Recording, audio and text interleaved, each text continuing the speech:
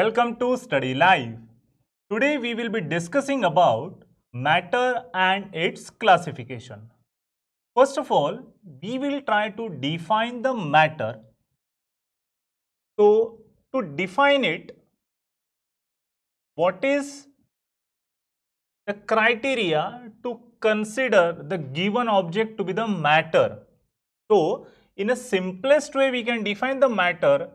It is anything which has a mass and occupies a space. Okay, this is the simplest definition of matter that we can have. For example, in our primary standards or in secondary standards, we had studied different states of matter like solid, liquids and gases.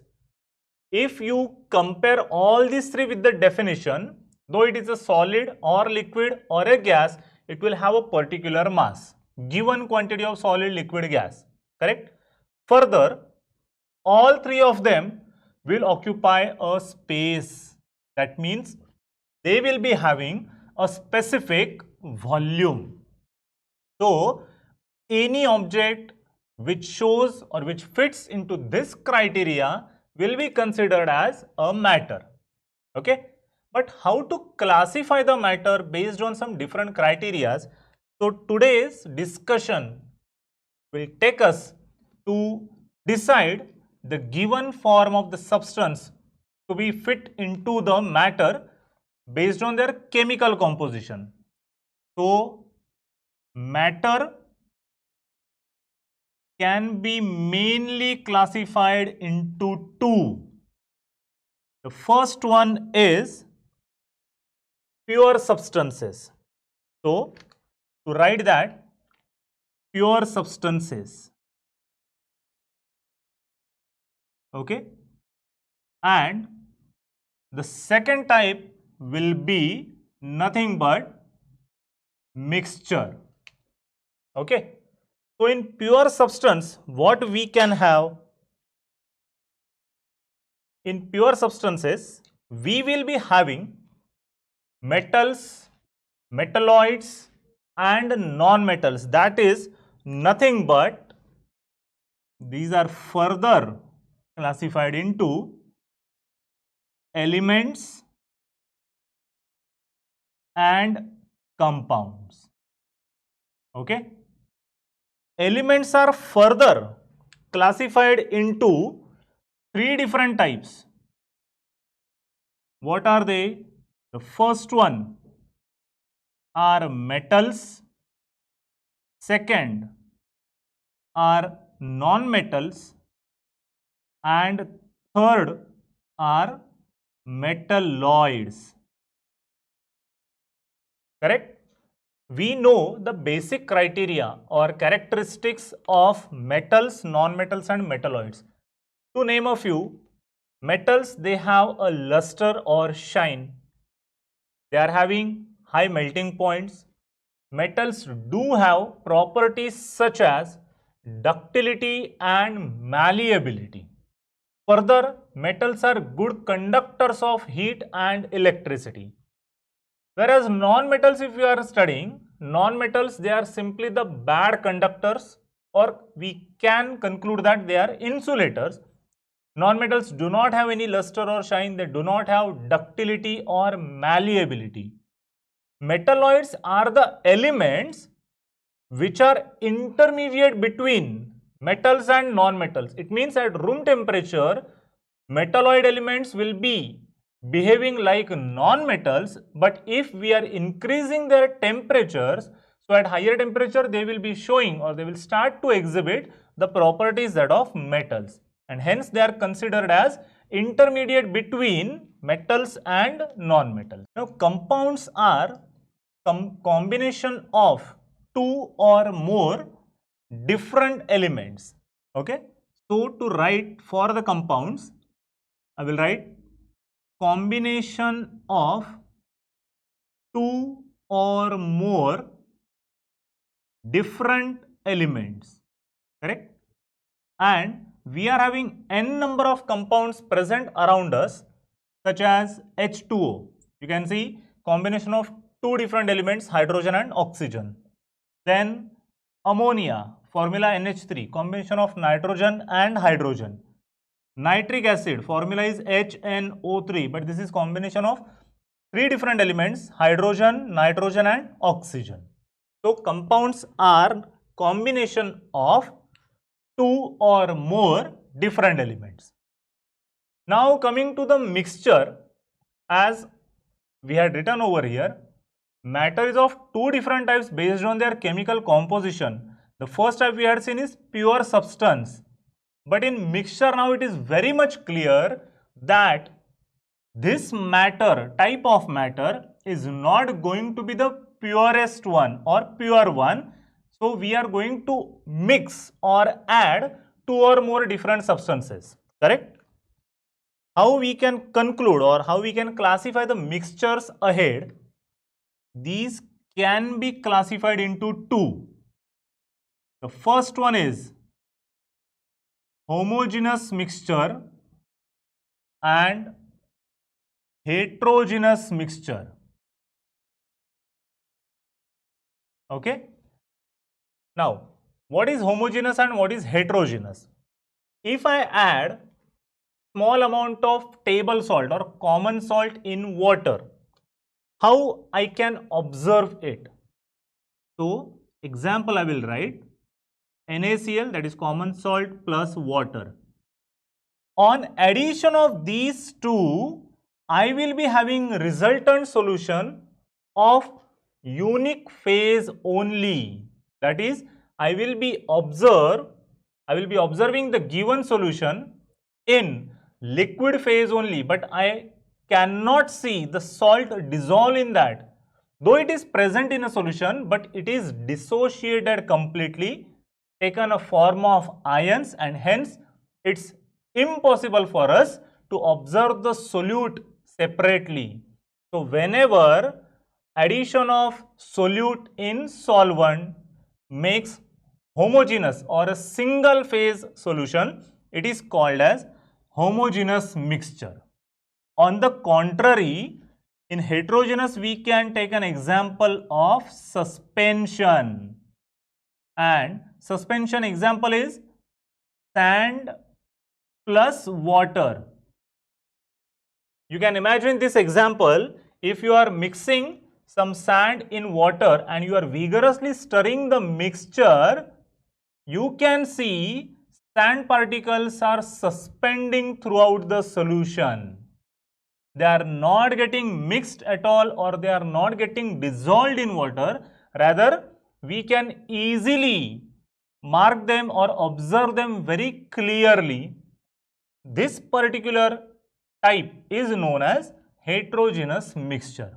So, in today's session, what we had seen, what is matter? It is anything which has a mass and occupies a volume or having a specific, occupies a space or having a specific volume. Matter mainly classified into two, pure substance and mixture. Pure substances will be of two different types, elements and compounds. Element is the purest form of matter, which is of again three different types, metals, non-metals and metalloids. Compounds are formed by combination of two or more different elements. Mixtures are of two different types, heterogeneous and homogeneous. Homogeneous means solute and solvent together makes a unique phase only, whereas in heterogeneous we will be having two different phases visible in given solution. In this session, we will be studying about law of chemical combination, under which we will be mainly studying the very first, which is law of conservation of mass.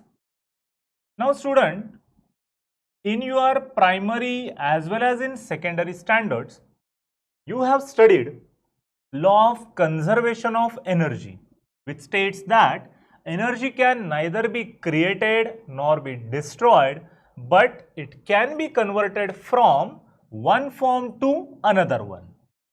In the same way, we are having law of conservation of mass, which states that mass also, like energy, mass can neither be created or neither be produced, okay, nor be destroyed. This is the statement for the law of conservation of mass, okay. But how we can verify this law, whether mass can neither be produced nor be destroyed? Let us take an example for this. We know the simplest acid-base neutralization reaction, in which acid reacts with base to form salt and water. So, I will write general reaction first. Acid plus base giving salt and water, okay. Let me take a specific example for this. Let us assume acid HCl, that is hydrochloric acid, plus base we will be taking NaOH, that is sodium hydroxide. On reaction they will be forming salt of sodium chloride and water having a formula H2O. Okay.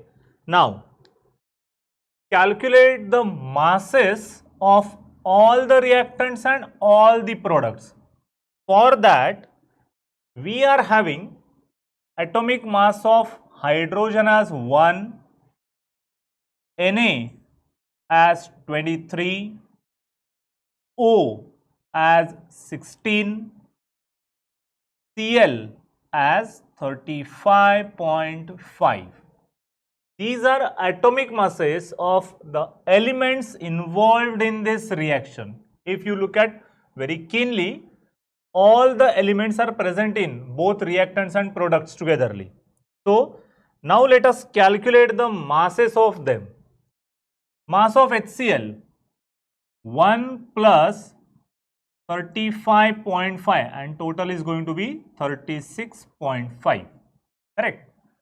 For mass of NaOH, 23 plus 16 plus 1, total is 23 plus 1, 24 plus 16 and total is 40. Then mass of NaCl, Na is having mass of 23 plus 35.5 and total is 58.5. For that of water, 2 hydrogen atoms, mass of 1 hydrogen atom is 1 unit. So for 2 hydrogen atom, we will be having 2 plus mass of oxygen 16 and total is 18.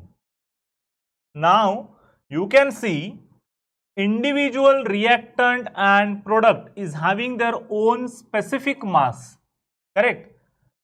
Similarly, reactants are reacting with each other to form different compounds as a product.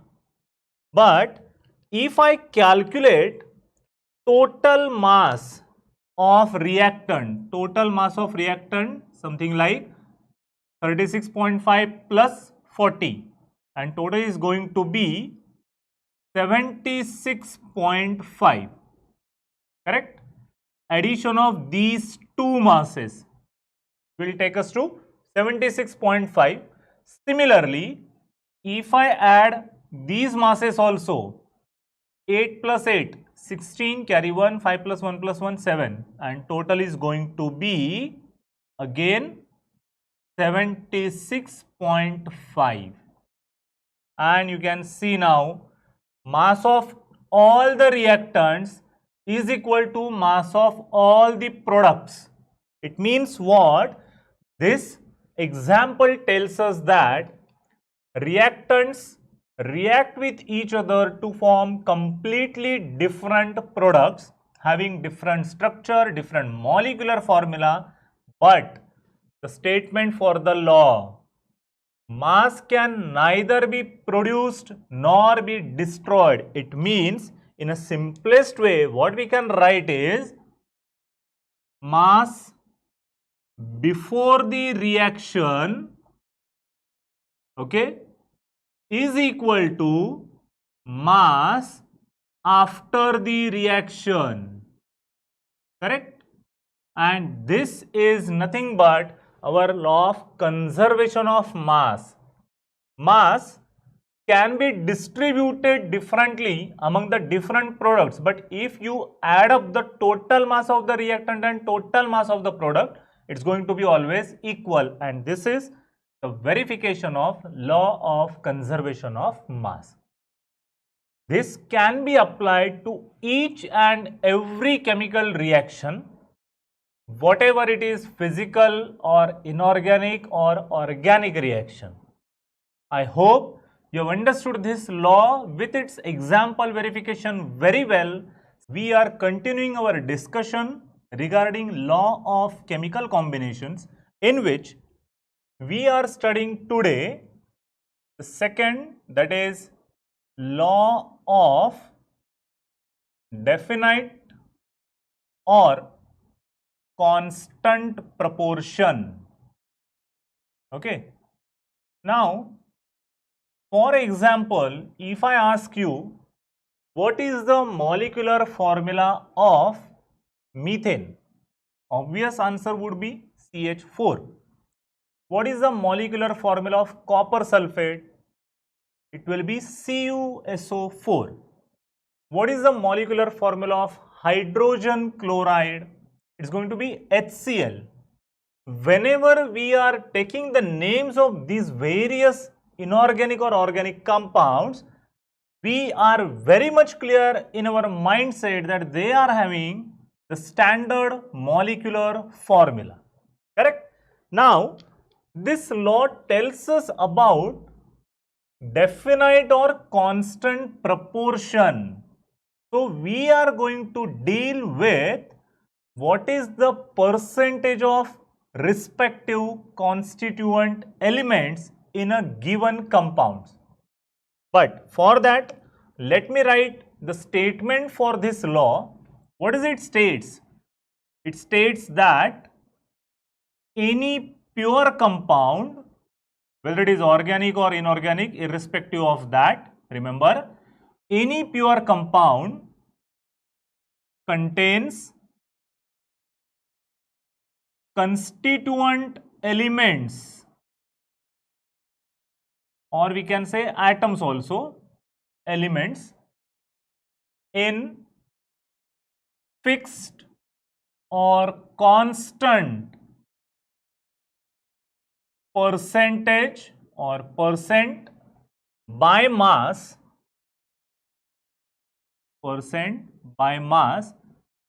irrespective of its source or method of preparation.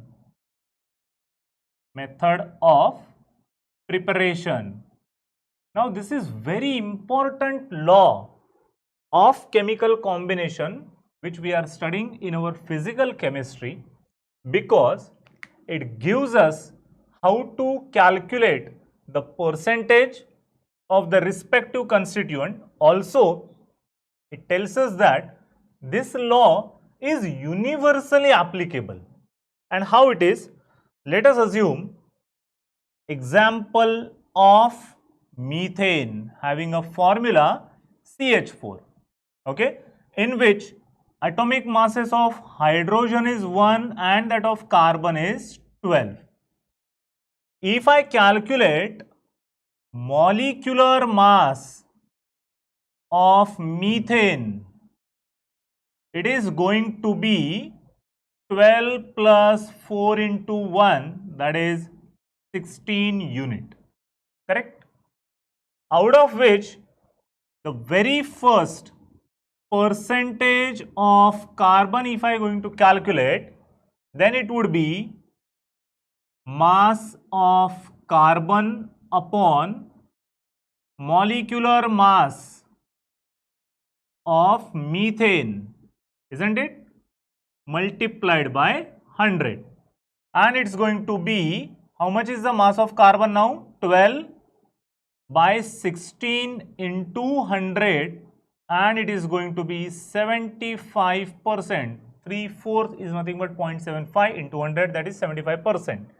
Similarly, the second element, that is percentage of hydrogen, is going to be mass of hydrogen upon molecular mass of CH4 multiplied by 100, and it is going to be total mass of hydrogen atom 4 into 1, that is 4 by 16 into 100, and it's going to be 25%. Now you add up these two, 75 plus 25%, total composition must be of 100%. So we are correct one in calculation part as well, but this is the half part of this law. Now we are very much aware of the fact that in methane molecule, carbon is present with 75% of mass and hydrogen is present with 25% of mass. But the next part of the law, irrespective of its source or method of preparation. Now, for this, what we can do, let us take methane sample from different sources or method of preparation. So, the very first sample 1 of methane again, okay. Sample 1, we have derived it or obtained it from marshy land, because we know that methane is also known as marsh gas. Then the second, sample 2, we have filtered out or we have separated methane from atmosphere, okay. Then the third one, that is sample 3, we have prepared methane in a lab, so lab prepared sample, okay. Now if you look at these three, the first sample obtained from marshy land, second obtained from atmosphere, third obtained as lab prepared sample. So what we are having is, we are having its different sources or different method of preparation. But in all these three, molecular formula of methane is going to be what? It is going to be only and only CH4. So unless and until molecular formula of methane remains CH4, percentage of carbon and percentage of hydrogen are also going to remain same. That is, carbon would be 75% and hydrogen would be 25% by mass. So look at the statement again. Any pure compound contains constituent elements in a fixed or constant percentage. Sample 1, sample 2, sample 3 of methane, in all three of them, percentage of carbon and hydrogen will be only 75 and 25% respectively. So it is irrespective of what? This percentage remains constant irrespective of its sources or method of preparation. Correct?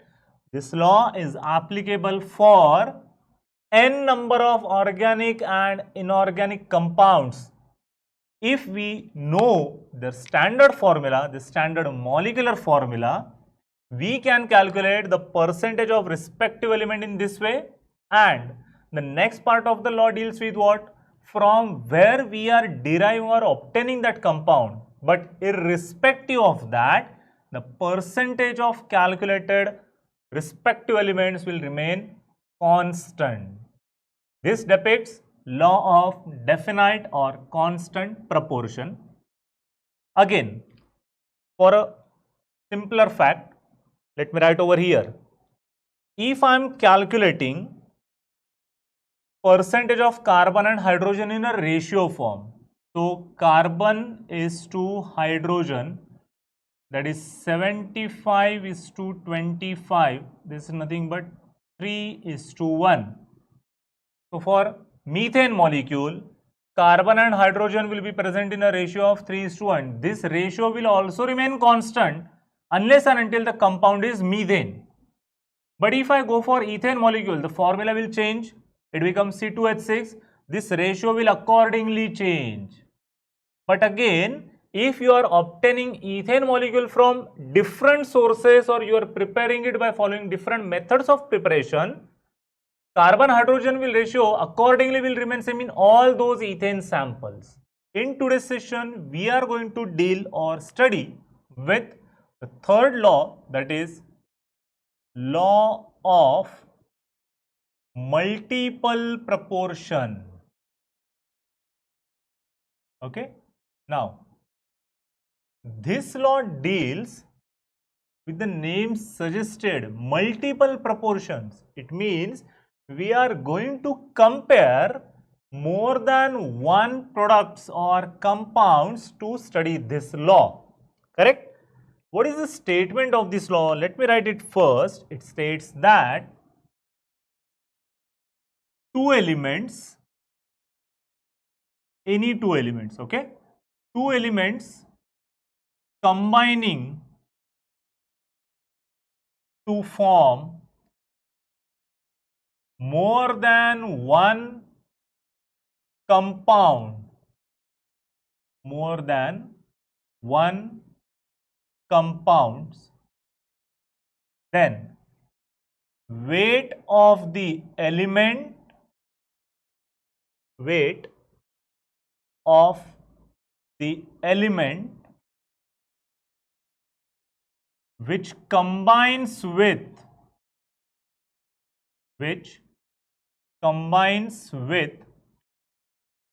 fixed weight of the other, fixed weight of the other are always in a simple whole number ratio, in a simple whole number ratio. Now, what is the integral or important part of this statement? It is lying over here, that weight of the element which combines with fixed weight of the other, it is always in a simple whole number ratio. This is the most important part of this law. Let us take an example for this. Example, we will see about two elements, carbon and oxygen, we will consider. So, carbon plus oxygen reacts with each other to form carbon monoxide, correct? Similarly, carbon reacts with O2 molecule to form carbon dioxide also. So now you can see two elements, carbon and oxygen, they react to form more than one product. One of them is carbon monoxide and second one is carbon dioxide. Now, what is the mass of carbon and oxygen involved over here? Mass of carbon is 12, mass of oxygen is 16 unit. Similarly, mass of carbon 12 unit. O2 we are having now. If single oxygen atom is having mass 16 unit, molecular mass of oxygen would be 32 unit. Correct? So, what is the most important part? Weight of the element which combines with fixed weight of the other. Carbon, you can see it is remaining in a fixed quantity in both the examples. What is varying is nothing but mass of oxygen. But here Oxygen is important for us because it is the weight of element which combines with fixed weight of the other. Fixed weight of the other over here is carbon. So we are going to check the ratio of oxygen with each other in these two compounds. So what we can write is mass of oxygen in carbon monoxide to the mass of oxygen in CO2. What is the mass of oxygen in carbon monoxide? 16. Whereas in CO2 it is 32 and ratio becomes what? 1:2. Correct? Can be represented something like this also. This is in accordance with the last statement. It is always in a simple whole number ratio. So mass of oxygen, this is the element which is showing variable proportion, but mass of oxygen in carbon monoxide to the mass of oxygen in carbon dioxide, we are having multiple compounds. Correct? More than one is nothing but multiple. So two elements, carbon oxygen, forming more than one compound, carbon monoxide and carbon dioxide, in which mass of oxygen showing proportion 1:2, which is nothing but simple whole number. Correct? I hope you have understood the statement and its verification very well. As a subtopic, we will be studying about Gay-Lussac's law. It is Gay-Lussac's law, which has been put forth by this person Gay-Lussac, and it was stated in year 1808. This deals with the volume of gases. Okay. So this is for our own information that this particular law deals in which context? It deals in a context of volume of gases. What is the exact statement for this law? It states that, I will write over a statement. It states that whenever in chemical reactions,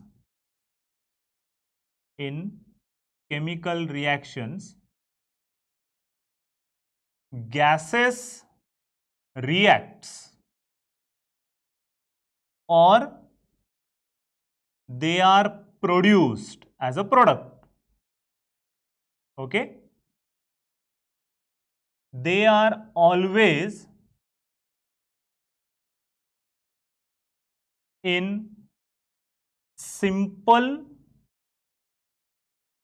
whole number ratio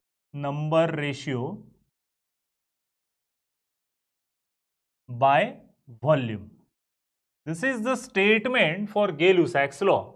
Now, what is most important part in this statement? That gases reacts or produced. It means whether reactants or our products, if they are present in gaseous state, they are always in simple whole number ratio by volume. This is the most important quantity to be considered again. Okay. So for this example, if I take reaction H2 gas plus O2 gas, now combination of hydrogen and oxygen surely lead to the formation of water, but over here I will consider water vapor or water gas. Balance it, 2H2 giving 2H2O is the balanced reaction. Now this 2 represents what? Stoichiometric ratio, correct, or stoichiometric coefficient. Over here it is 1, again over here 2. So For convenience, what I can write is 2 volume of hydrogen requires 1 volume of oxygen in order to form again 2 volume of water. Correct? So over here all the reactants and products, they are present in gaseous state. So its ratio, I can express it as 2:1:2. Correct? This is the ratio of all the reactants and products together, provided all of them are present in gaseous states. One more example we can see, and that will be the example of formation of ammonia. Second example, formation of ammonia, where N2, that is dinitrogen gas, combines with hydrogen gas in order to form ammonia, NH3, in gaseous state. To balance, N2 plus 3H2 giving 2NH3 will be the balanced reaction. Now, what are the coefficients present in this reaction? For N2 there is 1, for H2 there is 3, and for NH3 there is 2. So, ratio of reactants to products can be written as what? 1:3:2. This is nothing but ratio of their volumes. What does it indicate?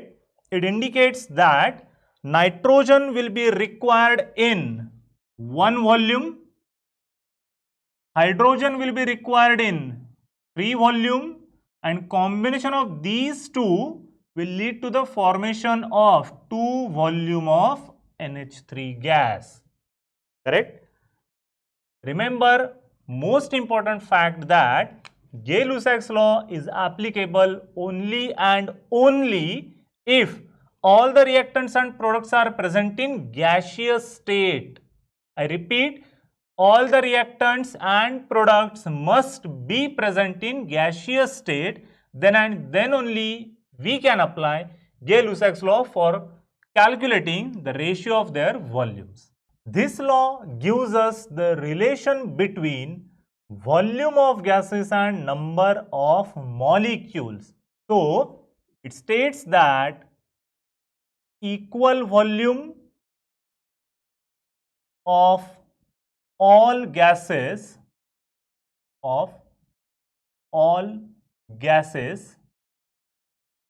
contains equal number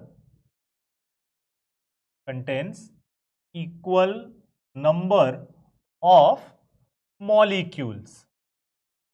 This is the statement for Avogadro's law. Okay, what is important in this? Equal volume contains equal number of molecules. So, for consideration, V as volume of gas, I will write over here volume of gas, and N as number of molecules. Okay, but this is the actual statement, provided we are having one condition that equal volume of all gases contains equal number of molecules. I will write down a condition at same temperature and pressure. This is the condition. Okay, I have written it in a different ink to highlight this.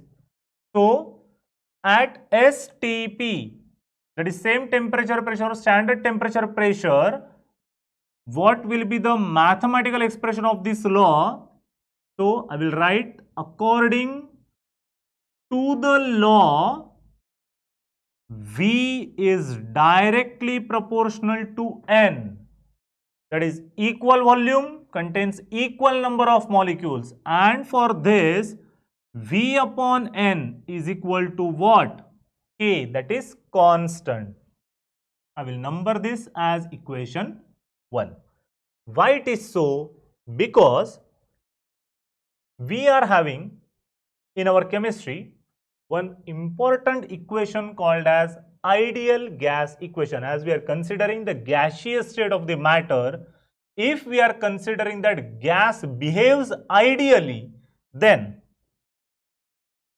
according to ideal gas equation, what is the equation for that? It is PV is equal to nRT. P stands for pressure of the gas, V for volume of the gas, N for number of moles, R for universal gas constant, and T for the temperature. So, here I will arrange as V upon N is equal to RT upon P. What I did, N I have brought over here and P over here. So, V upon N is equal to RT upon P. I will number this as equation 2. And now you can see equation 1 and 2, both of them contain same term of V upon N. Correct? So, in next session, what we can write, comparing 1 and 2, what we can write is V upon N is equal to RT upon P, which is equal to K. So, what does it indicate? V stands for what? Volume, and N for number of moles. Ultimately, it will give us number of molecules. Correct? So, volume per mole is constant. Some constant value it possesses. And we are interested in calculating this constant value. And how we can calculate?